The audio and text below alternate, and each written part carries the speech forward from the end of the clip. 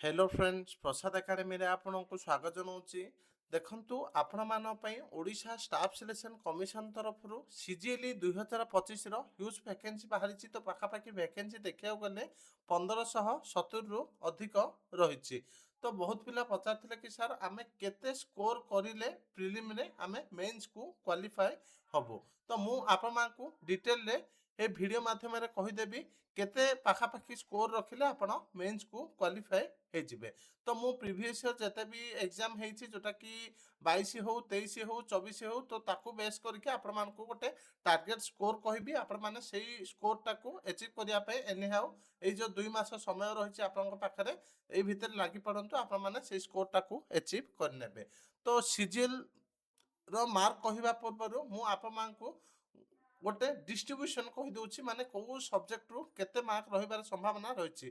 तो एई जो मु डाटाटा कहबी एटा ओ डबल एससी तरफ दिया जाए नहीं आमर जो टेस्ट सीरीज तैयारी करा जायछि सेथिरे रखा जायछि। तो आपण माने आपनकर केते मार्क रहउछि किपर जानबे आपण जेतेबेले मॉक टेस्ट देबे सेतेबेले ही जानि परिबे। तो आम तरफ आपण मानकू बहुत कम मूल्य रे मॉक टेस्ट प्रोवाइड करा जाउछि।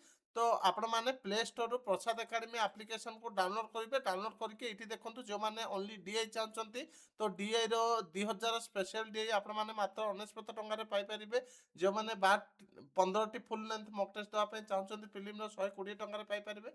जो माने डीआई प्लस 50 टा फुल मॉक दवा पई चाहचंती 399 टंका रे परचेज करके देई परिबे। ताहाले आपण आपनकर स्कोर टाको जानि परिबे। जो माने ऑफलाइन रे मॉक टेस्ट परचेज करिया पई चाहचंती जोटा कि हार्ड कॉपी आपनकर एड्रेस मिल जिवो। एटी कांटेक्ट नंबर दिया जायछि ए नंबर को कांटेक्ट करि परिबे।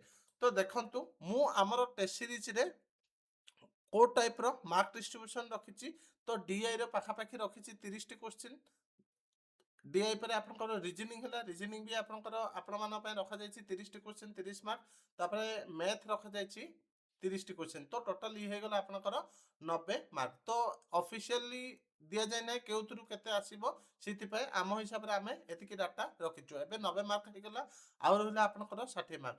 तो 60 मार्क रो ओडिसा जीके आपनकर रखा जायछि 20 मार्क। कंप्यूटर रखा जायछि 20 मार्क आ आपनकर करंट अफेयर रखा जायछि 20 मार्क। तो टोटल 150 मार्क रखा जायछि। तो 150 मार्क रु आपण माने एनी हाउ चेष्टा करंतु कि 95 टू 100 भितरे स्कोर रखिबा पई।